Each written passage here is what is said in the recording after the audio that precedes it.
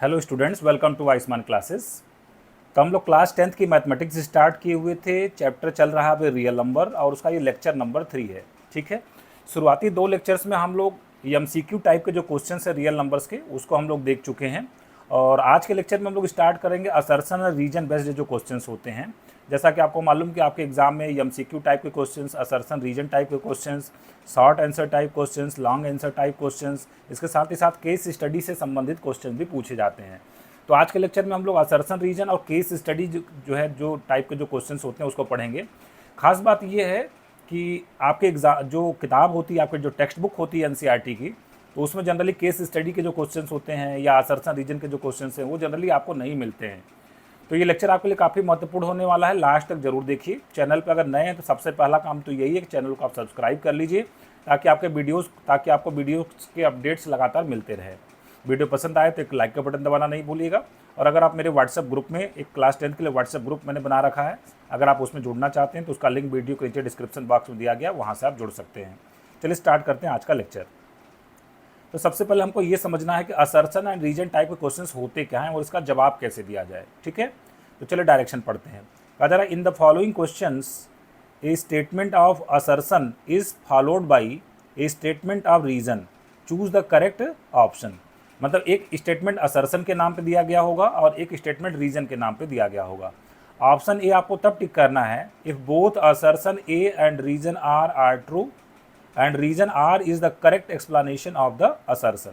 ठीक है, तो अगर दोनों सही है और जो रीजन है वो करेक्ट एक्सप्लेनेशन है असर्शन का, तो आपको ए ऑप्शन लगाना है। Both assertion and reason are true but reason is not the correct explanation of the assertion, option B लगाना है। Assertion is true but reason is false, C option लगाना है।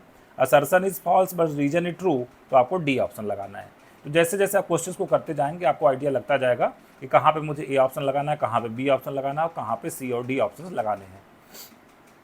चलिए स्टार्ट करते हैं। तो हम लोग 1 से लेकर 25 तक एमसीक्यू क्वेश्चन थे। आज असर्शन रीजन क्वेश्चन नंबर 26 से स्टार्ट हो रहे हैं। ठीक है, तो असर्शन के लिए देखिए स्टेटमेंट क्या दिया गया है, 11 into 4 into 3 into 2 plus 4 is a composite number. तो देखिए पहला काम तो हमारा यही होगा कि इसकी एनालिसिस करेंगे हम लोग कि जो असर्शन हमको दिया गया वो सही है या नहीं है। तो यहाँ पे सबसे पहले मैं लिख लेता हूँ 11 इंटू 4 इंटू 3 इंटू 2 और प्लस 4। अब अगर आप यहाँ पे देख पा रहे हो तो यहाँ पे दो टर्म है, एक टर्म ये है और दूसरा टर्म ये है, और दोनों में कॉमन क्या है, दोनों में कॉमन है 4। तो 4 को मैं बाहर निकाल लेता हूँ। 4 को अगर बाहर निकाल लें तो कितना बचेगा, 11 इंटू 3 इंटू 2 और प्लस कितना बचा, 1 बचा। ठीक है, तो इसको हम लोग लिख सकते हैं 4 इंटू 11 3 जा 33, 2 जा 66 और 1 67 हो गया। तो जो भी नंबर था, ये नंबर जो भी दिया गया था, देखिए उसको 4 डिवाइड करेगा, उसको 67 भी डिवाइड करेगा, वो नंबर 1 से भी डिवाइड होगा, वो नंबर खुद से भी डिवाइड होगा। मोर देन 2 फैक्टर्स हो गए। तो अगर किसी नंबर के मोर देन 2 फैक्टर्स होते हैं तो उसको हम लोग कंपोजिट नंबर बोलते हैं। इसका मतलब असर्शन जो है वो क्या है, ट्रू है। Assertion is true, assertion is true. चलिए अब रीजन की बात कर लेते हैं। Every composite number can be expressed as product of primes. कोई भी कंपोजिट नंबर है उसको हम लोग कैसे कर सकते हैं, एक्सप्रेस कर सकते हैं, as a product of primes हम लोग एक्सप्रेस कर सकते हैं। ठीक है, तो ये भी स्टेटमेंट ट्रू है कि भाई देखिए कोई भी कंपोजिट, जैसे मान लिया 6 मैंने लिया, तो 6 हमारा कंपोजिट नंबर है, तो उसको हम लोग क्या लिख सकते हैं, as a product of primes लिख सकते हैं। तो कोई भी कंपोजिट नंबर होगा तो उसको लिखा जा सकता है as a product of primes. तो ये बात भी सही है। तो रीजन भी हमारा क्या है, ट्रू है। Reason is also true. ठीक है, अब बात यह कि क्या इस रीजन से हम असर्शन की व्याख्या कर सकते हैं, reason is the correct explanation of assertion or not. देखिए यहाँ पे भी ये जो नंबर है ये कंपोजिट है और कंपोजिट नंबर है, इसको किस फॉर्म में लिखा गया, as a product of primes लिखा गया है। ठीक है, तो इसका मतलब कि जो रीजन है वो करेक्ट एक्सप्लेनेशन है किसका, असर्शन का। तो इसका मतलब कौन सा ऑप्शन हमारा करेक्ट हो जाएगा, हमारा ए ऑप्शन क्या हो जाएगा, करेक्ट हो जाएगा। ठीक है, आगे बढ़ते हैं। Question number 27। देखिए क्वेश्चन नंबर 27 क्या कहा जा रहा है, असर्शन क्या दिया गया, for no value of n where n is a natural number the number 8 की power ends with the digit 0। ठीक है, देखिए 8 की पावर n को मैं लिख सकता हूँ 2 की power 3 whole to the power n, मतलब ये आ गया 2 की पावर कितना आ गया, 3n आ गया, 2 की पावर 3n आ गया। अब देखिए कोई भी नंबर अगर एंड होगा डिजिट 0 पे, एंड्स विद द डिजिट 0, जरा इसका मतलब आप समझिए। जैसे मान लिया मैंने 10 लिया या 250 लिया या मैंने 100 लिया, तो ये सबका यूनिट प्लेस कितना है, and at the digit zero का मतलब उसका यूनिट प्लेस पे क्या आना चाहिए, जीरो आना चाहिए। तो देखिए ऐसा तब होता है जब उस नंबर का एक फैक्टर 2 हो और उसका एक फैक्टर क्या हो, 5 हो। मतलब उसके प्राइम फैक्टराइजेशन में 2 भी आना चाहिए और 5 भी आना चाहिए, तभी उसके यूनिट प्लेस पे क्या आता है, 0 आता है। बट यहाँ पे 8 की पावर जो n लिखा गया है, तो 8 की पावर n में सिर्फ 2 की पावर्स आएंगे, 5 की पावर तो आएगा नहीं। इसका मतलब इसके यूनिट प्लेस पे 0 नहीं आएगा। और इन्होंने भी क्या रखा, for no value of n this number ends with the digit 0। इसका मतलब असर्सन हमारा क्या है, ट्रू है, असर्सन इज ट्रू। ठीक है, असर्सन इन्होंने ट्रू बताया है। ठीक है, रीजन की बात कर लेते हैं। The prime factorisation of a natural number is not unique except for the order of its factors. ठीक है, करें prime factorisation of a natural number is not unique, जबकि ये गलत बात है। किसी भी प्राइम नंबर का जब आप फैक्टराइजेशन करेंगे, जैसे किसी भी the prime factorisation of natural number, जैसे मैंने 6 लिया, इसका फैक्टराइजेशन किया, प्राइम फैक्टराइजेशन, तो ये यूनिक होगा, है ना, accept for the order of it's factor. ये तो यूनिक फैक्टराइजेशन होगा, है ना। इन्होंने कहा कि ये यूनिक फैक्टराइजेशन नहीं होगा, मतलब इसके एक से ज़्यादा फैक्टराइजेशन होंगे, एक से ज़्यादा फैक्टराइजेशन पॉसिबल नहीं होगा as a product of primes. ठीक है, तो ये जो रीजन बता रहे हो वो गलत है ना। Reason is what, wrong, reason is what, wrong. Assertion is true, reason is wrong. कौन सा ऑप्शन ट्रू हो जाएगा, सी ऑप्शन ट्रू हो जाएगा। बढ़ते नेक्स्ट क्वेश्चन की तरफ। क्वेश्चन नंबर कौन सा है, 28। तो देखिए क्वेश्चन नंबर 28 में क्या कहा गया हमसे। क्वेश्चन नंबर 28 में हमसे बताया गया है असर्शन में, द नंबर 5 की power n can not end with the digit 0 for any where n is a natural number. ये क्वेश्चन CBSE 2023 में पूछा गया है। अब देखिए फिर से वही बात है, 5 की अगर कोई भी नंबर अगर 0 पे समाप्त होगा, अगर कोई भी नंबर किस पे समाप्त होगा, 0 पे समाप्त होगा, तो उसका एक फैक्टर 2 होना चाहिए और उसका एक फैक्टर कम से कम 5 होना चाहिए। ठीक है, तो यहाँ 5 की पावर n में 5 तो आ जाएगा, बट 2 तो इसका फैक्टर है नहीं, इसलिए कभी भी 10 बनेगा नहीं। 10 बनने का मतलब 0 कभी भी उसके यूनिट प्लेस पे नहीं आएगा। तो इन्होंने भी क्या रखा है, द नंबर 5 की power n can not end with the digit 0। इसका मतलब जो असर्सन है वो क्या हमारा ट्रू है, असर्सन इज ट्रू। रीजन की तरफ बढ़ते हैं। Prime factorisation of 5 has only 2 factors 1 and 5। भाई 5 के फैक्टराइजेशन में 2 फैक्टर थोड़े आते हैं, ये कहना है has only 2 factors. Prime factorisation क्या 1 प्राइम नंबर है, नहीं, ये कहना है कि इसके 2 प्राइम फैक्टर्स हैं 1 और 5, 1 प्राइम नहीं होता है। इसका मतलब जो रीजन वो क्या है, रॉन्ग है, रीजन इज व्हाट, रॉन्ग। ठीक है, तो असर्शन ट्रू है, रीजन रॉन्ग है। इसका मतलब कौन सा ऑप्शन करेक्ट हो जाएगा, सी ऑप्शन करेक्ट हो जाएगा। बढ़ते नेक्स्ट क्वेश्चन की तरफ। Question number 29। अब क्वेश्चन नंबर 29 में हमको क्या दिया गया है, क्वेश्चन नंबर 29 में कहा गया कि root a is an irrational number where a is a prime number. कोई भी प्राइम नंबर जैसे हम भीतर लिखते हैं √3, √2, √7, √11, ये कैसे नंबर हैं, ये हमारे इरेशनल नंबर हैं। इसके पीछे का रीज़न ये है कि एग्जैक्टली बाहर तो आ नहीं पाएगा। अगर ये 4 होता, प्राइम ना होता बल्कि कंपोजिट होता, तो कभी कभी ये बाहर भी आ जाता, 4 का स्क्वायर रूट 2 हो जाता, तब तो ये रेशनल हो जाता। लेकिन जब ये प्राइम नंबर है, ठीक है, तो ये कैसा होगा, √p या √a हमारा कैसा होगा, इरेशनल नंबर होगा। ठीक है, तो इन्होंने सही कहा है। तो हमारा जो असर्सन है वो क्या है, ट्रू है, असर्सन इज ट्रू। ठीक है, रीजन की तरफ हम लोग आ जाते हैं। Square root of any prime number is an irrational number. ये भी बात सही है, किसी भी प्राइम नंबर का अंडर रूट में p प्राइम नंबर लिख दें तो क्या होता है, इरेशनल नंबर होता है। बिल्कुल सही है, तो ये भी ट्रू है। क्या रीजन जो है करेक्ट एक्सप्लेनेशन है असर्सन का, बिल्कुल सही है, क्योंकि इन्होंने कहा कि ए क्या है, प्राइम नंबर है, और ये बता रहे हैं कि अगर अंडर रूट में प्राइम नंबर होगा तो निश्चित रूप से वो इरेशनल होगा। इसका मतलब रीजन असर्सन की correct explanation, reason is the correct explanation of the assertion. इसका मतलब कौन सा ऑप्शन हमारा करेक्ट हो जाएगा, ए ऑप्शन करेक्ट हो जाएगा। बढ़ते नेक्स्ट क्वेश्चन की तरफ। Question number 30। क्वेश्चन नंबर 30 में देखिए क्या दिया गया है, आपसे पूछा गया कि असर्सन दिया गया कि if LCM of 2 numbers p and q is 30 या CF is 5 then product of that 2 numbers is 150। देखिए एक फार्मूला हम लोग पढ़े थे कि 2 नंबर का एलसीएम निकालें, उसका SCF निकालें, तो वो किसके बराबर आता है, प्रोडक्ट ऑफ दैट 2 नंबर्स के बराबर आता है। ठीक है, मान लें नंबर A और B है, तो यहाँ करा एलसीएम कितना 30 है, SCF कितना 5 है। ठीक है, और ये कहना है product of the numbers is 150, यहाँ लिख देते हैं 150। तो क्या ये बराबर है LHS RHS, हाँ बिल्कुल बराबर है, 150 इज इक्वल टू 150। इस रूल को वो फॉलो कर रहा है, LCM into SCF is equal to product of that 2 numbers. इसका मतलब assertion is correct, assertion is what, correct. ठीक है, रीजन पे आ जाते हैं। रीजन में कहा जा रहा है कि LCM into AB multiplied by SCF of AB is equal to product of that 2 numbers. ये बात भी सही है, अभी तो मैंने बताया कि 2 नंबर का LCM और SCF उन दोनों नंबर के प्रोडक्ट के बराबर आता है। इसका मतलब रीजन भी क्या है, करेक्ट है, रीजन भी क्या है, करेक्ट है। तो क्या रीजन असर्सन की का करेक्ट एक्सप्लेनेशन है, बिल्कुल yes. Reason is the correct explanation of the assertion, because इसी की वजह से हम लोग ऊपर यही फार्मूला ऊपर तो लगा रहे हैं हम लोग, तभी तो हम लोग ऊपर की बात बता पाएंगे सही है। इसका मतलब ए ऑप्शन हमारा क्या हो जाएगा, करेक्ट हो जाएगा। आगे बढ़ते हैं नेक्स्ट क्वेश्चन की तरफ। क्वेश्चन नंबर 31 कहा जा रहा है कि असर्शन क्या है, a product of two numbers is 5780 and their HCF is 17, their LCM is 340। ठीक है, तो देखिए फिर से वही फार्मूला लिखेंगे हम लोग। कौन सा फार्मूला था, LCM into HCF, LCM of two numbers A and B multiplied by HCF of two numbers A and B is equal to product of that two numbers. ठीक है, फिर ये कह रहे हैं कि product of two numbers is 5780। ठीक है, 5780 लिख लेते हैं, और एचसीएफ कितना दिया गया, 17 दिया गया है, तो पूछ रहे हैं एलसीएम कितना होगा, 340 होगा। तो मल्टीप्लाई करके आप देख लीजिए, 17 इंटू 0 0, 17 4 जा 68 बचा 6, 17 3 जा 51 और 6 57। तो देखिए LHS RHS बराबर आ रहा है, इसका मतलब जो असर्शन है वो क्या है, ट्रू है। Assertion is what, true. ठीक है, ये question CBSE sample question paper 2022-23 में पूछा गया है। अब बढ़ते हैं रीजन की तरफ। असर्शन तो सही है, अब रीजन के बारे में देखते हैं कि रीजन के बारे में क्या बताया गया है।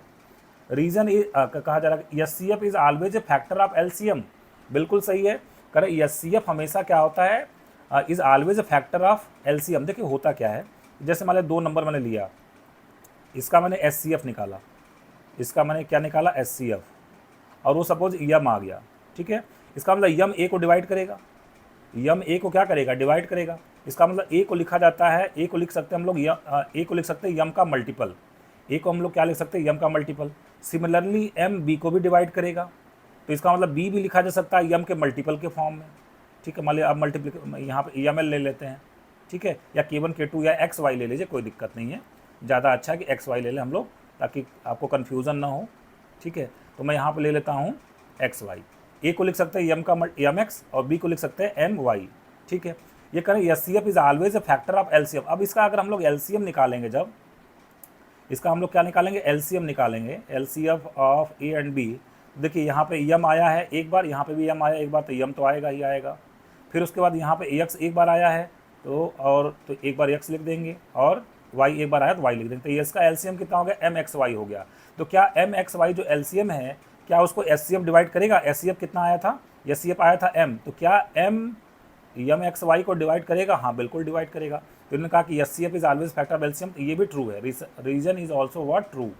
अब देखिए बात ये है कि क्या इस रीजन से असर्शन की व्याख्या हो पा रही है, क्या reason is the correct explanation of the assertion. तो यहाँ पे एलसीएम इंटू एचसीएफ वाला फार्मूला बताया गया था, और ये तो सिर्फ एचसीएफ के बारे में एक्सप्लेनेशन है। तो reason is not correct explanation of the assertion, इसका मतलब बी ऑप्शन हमारा क्या आ जाएगा, करेक्ट हो जाएगा। क्योंकि असर्शन भी सही है, रीजन भी सही है, but reason is not correct explanation of the assertion, so B option is correct. तो ये क्वेश्चंस हो गए हमारे असर्शन और रीजन के। इस तरीके से असर्शन और रीजन टाइप के जो क्वेश्चंस होते हैं उसका जवाब एग्जाम में दिया जाता है। ठीक है, अब हम लोग बढ़ते हैं, थोड़ा सा केस स्टडी टाइप के क्वेश्चन देख लेते हैं। क्योंकि स्टूडेंट की शिकायत ये होती है कि सर हम लोगों के एनसीईआरटी में जो केस स्टडी टाइप के जो क्वेश्चंस होते हैं या असर्शन रीजन टाइप के क्वेश्चंस होते हैं वो नहीं दिया होता है। तो इसी चीज़ों को ध्यान में रखते हुए मैं आपको चाहता हूं कि आप जो इस सब चीज़ क्वेश्चंस की भी प्रैक्टिस कर ले, जैसे एमसीक्यू टाइप के क्वेश्चंस हो गए आपके, और असर्शन रीजन के टाइप क्वेश्चन हो गए, केस स्टडी टाइप के क्वेश्चंस हो गए। इसकी प्रैक्टिस करना भी बहुत ज़रूरी है, तभी आप अपने होम एग्जामिनेशन में as well as board examination में अच्छा कर पाएंगे। चलिए केस स्टडी में पढ़ते हैं हम लोग। देखिए केस स्टडी में एक पैराग्राफ दिया गया होता है और उस पर बेस्ड कुछ क्वेश्चंस दिए गए होते हैं।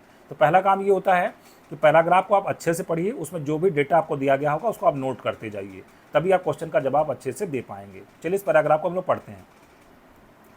To enhance the reading skill of grade 10th student, the school nominates you and 2 of your friends to set up a class library. बच्चों की रीडिंग स्किल को बढ़ाने के लिए, इंप्रूव करने, क्लास 10th के बच्चों की रीडिंग स्किल बढ़ाने के लिए आपको और आपके एक मित्र को क्या दिया गया है, एक टास्क दिया गया है, to set up a class library, एक लाइब्रेरी बनाने का टास्क दिया गया है। ठीक है, there are 2 sections, section A and section B of class grade 10। There are 32 student in section A and 36 student in section B. ठीक है, based on the above information solve the following questions. पहला question क्या है, the product of powers of each prime factor of 36 is what. तो पहले 36 को हम लोग प्राइम फैक्टराइजेशन करेंगे, तो कितना जगह 2, 2 जा 4, 3 जा 12, 3 जा 36।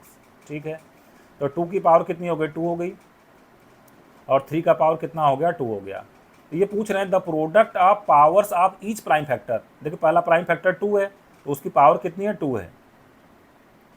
दूसरा प्राइम फैक्टर क्या है, 3 है, उसकी पावर कितनी है, 2 है। तो ये कहना जो पावर्स हैं उसका क्या चाहिए आपको, प्रोडक्ट चाहिए, है ना। Product of powers of each prime factor, तो कितना आ जाएगा, ये प्रोडक्ट ऑफ पावर्स आ गया, है ना, प्रोडक्ट। तो ये कितना आ जाएगा हमारा, प्रोडक्ट 4 आ जाएगा। कौन सा ऑप्शन करेक्ट हो जाएगा हमारा, बी ऑप्शन करेक्ट हो जाएगा। ठीक है, आगे बढ़ते हैं। क्वेश्चन नंबर 2, कहा जा रहा what is the minimum number of books you will acquire for the class library so that they can be distributed equally among the students of section A and section B। पूछ रहे हैं कि minimum number of books आप कितना ले लें, है ना। Minimum number of books you will acquire for class library, मतलब क्लास लाइब्रेरी जो आप खोलने जा रहे हैं उसमें आप कितने कम से कम कितने बुक रखें, so that this can be distributed equally among the students of section A और सेक्शन बी। ठीक है, अब देखिए यहाँ पे हमारे पास सेक्शन ए में कितने स्टूडेंट्स थे, 32, और सेक्शन बी में कितने थे, 36 स्टूडेंट थे। ठीक है, सेक्शन ए में कितने स्टूडेंट थे, 32 स्टूडेंट थे। सेक्शन बी में कितने स्टूडेंट थे, 36। तो ये अब देखिए जो ऑप्शन है, ऑप्शन में सभी 32 और 36 से ज़्यादा है। ठीक है, तो ये हिंट है कि जब भी ये जो दो नंबर दिए गए थे इनसे ज़्यादा आंसर आ रहा है, इसका मतलब आपको एलसीएम निकालना है। एलसीएम एक बड़ा नंबर आएगा और उसको 32 भी डिवाइड करेगा, उसको 36 भी डिवाइड करेगा, और ये इक्वली डिवाइड भी करना चाहते हैं, इक्वली डिस्ट्रीब्यूट भी करना चाहते हैं। इसका मतलब इस क्वेश्चन में मुझे क्या निकालना है, एलसीएम निकालना है। ठीक है, तो चलिए निकाल लेते हैं एलसीएम। तो 32 को हम लोग क्या लिखेंगे, या इस तरीके से निकाल लेते हैं, 32 और 36 ऐसे लिख लेते हैं। और चलिए इसका एलसीएम निकालते हैं। तो 2 से 16, 2 से 18, 2 से डिवाइड किया तो फिर 2 से डिवाइड करेंगे, 2 8 जा 16, 2 9 जा 18, 2 से डिवाइड करेंगे, 2 4 जा 8 और 9 उतर जाएगा। फिर 2 से डिवाइड करेंगे तो 2 2 जा 4, 9 को उतार लेंगे। फिर 2 से डिवाइड करेंगे तो 2 1 जा 2। फिर 3 से अब हम लोग डिवाइड करेंगे क्योंकि अब 2 से नहीं कटेगा, तो 3 3 जा 9 हो जाएगा। और फिर 3 से हम लोग डिवाइड करेंगे कितना हो जाएगा, 3 1 जा 3 हो जाएगा। तो कितना आ गया हमारा एलसीएम, कितना आ गया, 2 कितनी बार, 1 2 3 4 5 बार, तो 2 की पावर 5। ठीक है, एलसीएम कितना आ गया, 2 की पावर 5 मल्टीप्लाइड बाई 3 का स्क्वायर। 2 की पावर 5 कितना हो गया, 32, और 3 का स्क्वायर कितना हो गया, 9, 9 2 जा 18, बचा 1, 9 3 जा 27 और 1 28 आ गया था। 288 मिनिमम बुक्स अगर आप ले लें लाइब्रेरी के लिए तो सभी बच्चों में इक्वली उसको क्या किया जा सकता है, डिस्ट्रीब्यूट किया जा सकता है। ऑप्शन सी क्या हो जाएगा, करेक्ट हो जाएगा। ठीक है, आगे बढ़ते हैं क्वेश्चन नंबर 3 की तरफ। अब देखिए यहाँ पे हिंट दे दिया गया, अगर जो बच्चा थोड़ा सा स्मार्ट होगा वो यहाँ पे दे दिया गया, इफ़ 288 बुक्स आर डिस्ट्रीब्यूटेड। तो ये जो 288 दे दिया गया, एक हिंट दे दिया गया, ये पिछले क्वेश्चन का एक हिंट हो गया। पिछले क्वेश्चन का आंसर 288 आएगा। ठीक है, जो स्मार्ट बच्चा होगा वो पकड़ लेगा। कहा जा रहा है if 288 books are distributed among the students of section B then how many will each get. Section B में कुल कितने बच्चे थे, 36 बच्चे थे। 36 बच्चों में अगर 288 बुक्स को डिवाइड किया जाए तो कह रहा है कि हर बच्चे को कितना मिलेगा। ठीक है, हर बच्चे को कितना मिलेगा, तो चलिए इसको हम लोग डिवाइड कर देते हैं। तो कितने टाइम्स जाएगा, 8 टाइम्स, 8 6 जा 48, बचा 4, 8 3 जा 24 और 4 कितना जाएगा, 28। तो हर बच्चे को कितना बुक मिलेगा, 8 बुक मिलेगा। इसका मतलब बी ऑप्शन हमारा क्या हो जाएगा, करेक्ट हो जाएगा। बढ़ते क्वेश्चन नंबर 4 की तरफ। ये भी उसी पैराग्राफ पे बेस्ड क्वेश्चन। कहा जा रहा है if product of 2 positive integers is equal to the product of their HCF and LCM then the HCF of 32 and 36 is equal to what. तो देखिए यहाँ पे ये जो ऊपर लाइन दे रहे हैं ये तो हम लोग जानते ही हैं कि दो नंबर का आप एलसीएम निकालो, उसका क्या निकालो, एचसीएफ निकालो, तो वो दोनों नंबर के प्रोडक्ट के बराबर आता है। यही चीज़ ये बताया है तो हम लोग पहले से जानते हैं। क्वेश्चन इनका ये है कि एचसीएफ आपको निकालना है, एचसीएफ आप 32 एंड 36, तो एचसीएफ हमको निकालना है। एचसीएफ को एचसीएफ में लिख देता हूँ।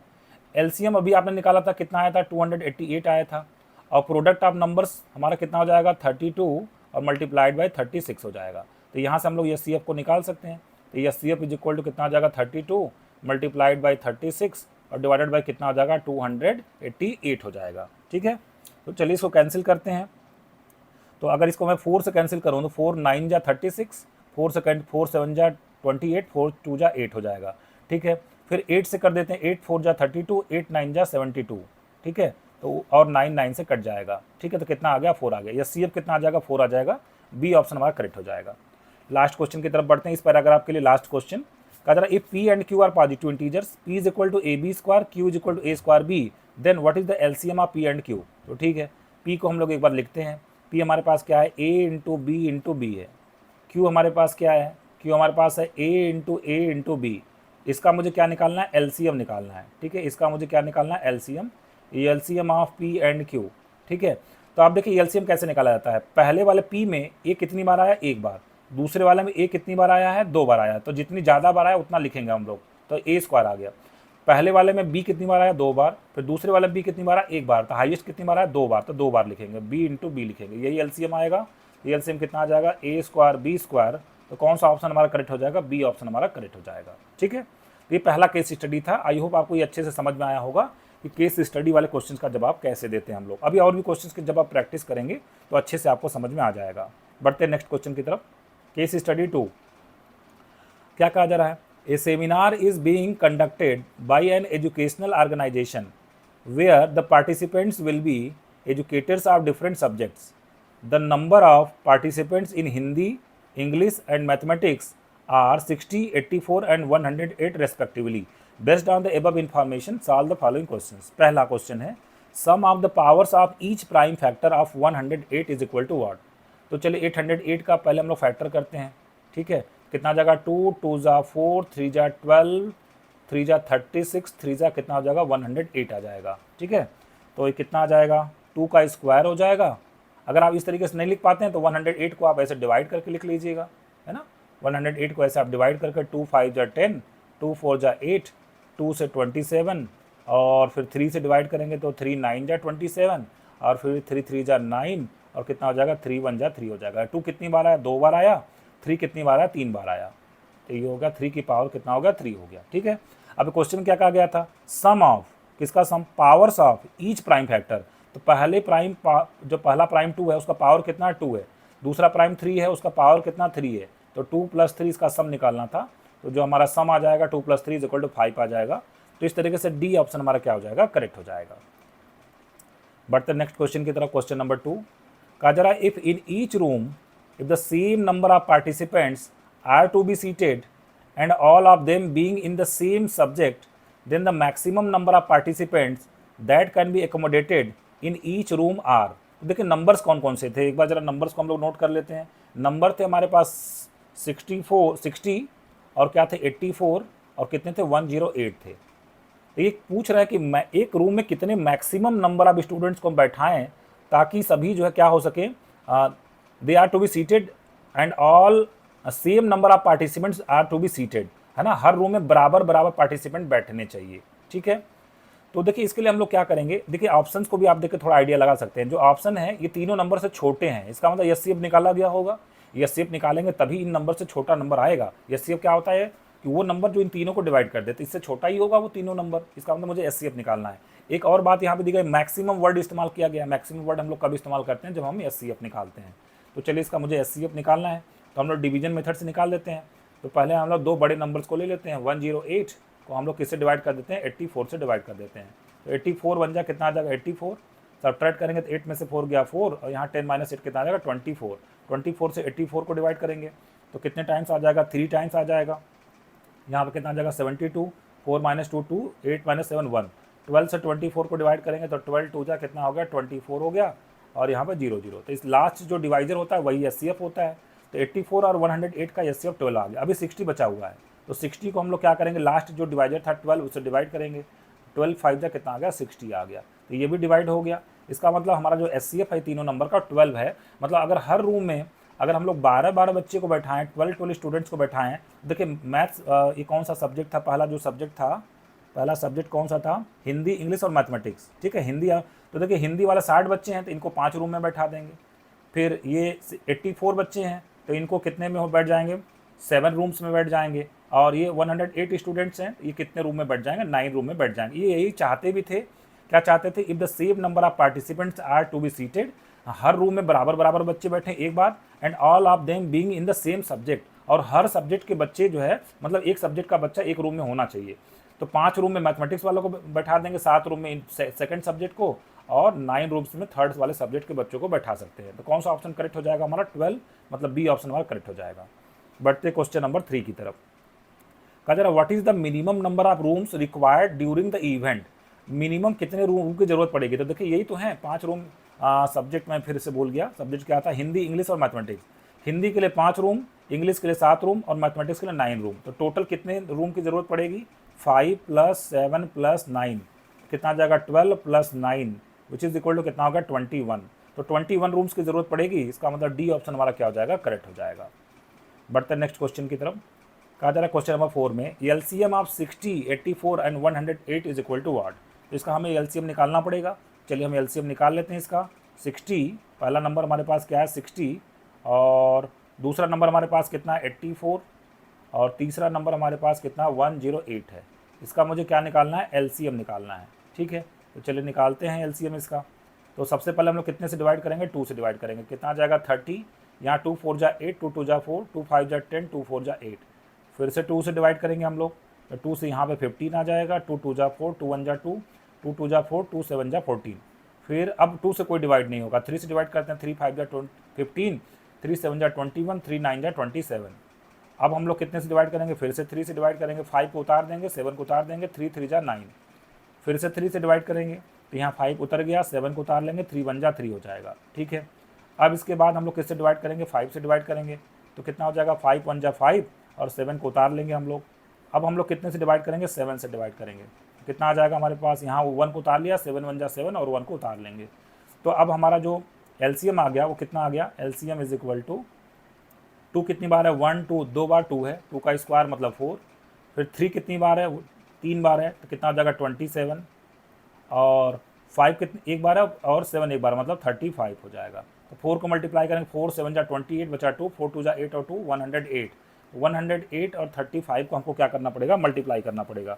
तो 108 और इसको मल्टीप्लाई कर दें अगर हम लोग, तो हमारा जो एलसीएम आ जाएगा 3780 आ जाएगा। 3700 कितना हो जाएगा? 80 हो जाएगा। तो कौन सा ऑप्शन करेक्ट हो जाएगा? हमारा ए ऑप्शन हमारा करेक्ट हो जाएगा। ठीक है, अब देखिए इस पैराग्राफ का लास्ट क्वेश्चन क्या है? क्वेश्चन नंबर 5 कहा जा रहा है the product of HCF and LCM of 60, 84 and 108 is equal to what? देखिए अभी आपने ऊपर निकाला कि एलसीएम कितना है हमारे पास? एलसीएम आ गया 3780। फिर हम लोगों ने एचसीएफ भी इसका निकाला था। तो एचसीएफ कितना आया था इसका? एचसीएफ आया था किसका किसका एचसीएफ? 60, 84 और 108 का एचसीएफ हम लोगों ने निकाला था। वो कितना आया था हमारे पास? 12 आया था। ठीक है, अब ये करें इसका प्रोडक्ट क्या होगा? Product of LCM and HCF. ठीक है, तो एलसीएम मल्टीप्लाइड बाई क्या करना हमको? एचसीएफ करना। एलसीएम मल्टीप्लाइड बाई एचसीएफ तो कितना हो जाएगा? 3780 और मल्टीप्लाइड बाई कितना हो जाएगा? 12 हो जाएगा। तो जब हम इसको मल्टीप्लाई करेंगे तो 12 इंटू 0 0, 12 8 जा 96, तो बचा कितना? 9। फिर 12 7 जा 84, 84 और 9 93, बचा कितना? 9। 12 3 जा 36 और 9 45, कितना आ जाएगा? 45,360। 45,360 के साथ हमारा कौन सा ऑप्शन करेक्ट हो जाएगा? डी ऑप्शन हमारा क्या हो जाएगा? करेक्ट हो जाएगा। तो इस तरीके से हम लोग जो केस स्टडी के क्वेश्चंस होते हैं उसको हम लोग सॉल्व करते हैं। केस स्टडी में आपको करना क्या होता है? पैराग्राफ को आप अच्छे से 1 बार 2 बार 3 बार, जब भी आपको जितनी बार में मतलब एटलीस्ट 2 बार तो आपको 2 बार तो कम से कम पढ़ना ही चाहिए। अगर आप 2 बार पैराग्राफ को पढ़ते हैं और उसमें जो डेटा दिया गया उसको अच्छे से आप निकाल लेते हैं, नोट कर लेते हैं, तो क्वेश्चंस को आप एक ही बार में क्या कर सकते हैं? सॉल्व कर सकते हैं। और ये क्वेश्चन की जब तक आप प्रैक्टिस नहीं करेंगे चैप्टर वाइज, तब तक आप इसको एग्जाम में लगा नहीं पाएंगे। इसलिए ऐसे टाइप के क्वेश्चंस की आपको प्रैक्टिस लगातार करते रहना है। तो स्टूडेंट्स, आज के लेक्चर को मैं ये भी समाप्त कर रहा हूँ। होप सो आपको ये लेक्चर अच्छे से समझ में आया होगा। अगर वीडियो पसंद आया होगा तो लाइक का बटन दबाना नहीं भूलिएगा। आप अपने दोस्तों के साथ इसको बिल्कुल भी शेयर नहीं कर रहे हैं और न तो आप चैनल को सब्सक्राइब कर रहे हैं, तो जल्दी से चैनल को आप सब्सक्राइब कर लीजिए और अपने दोस्तों के साथ भी शेयर करिए। Happy learning. मिलते हैं फिर से नेक्स्ट लेक्चर में। Thank you very much.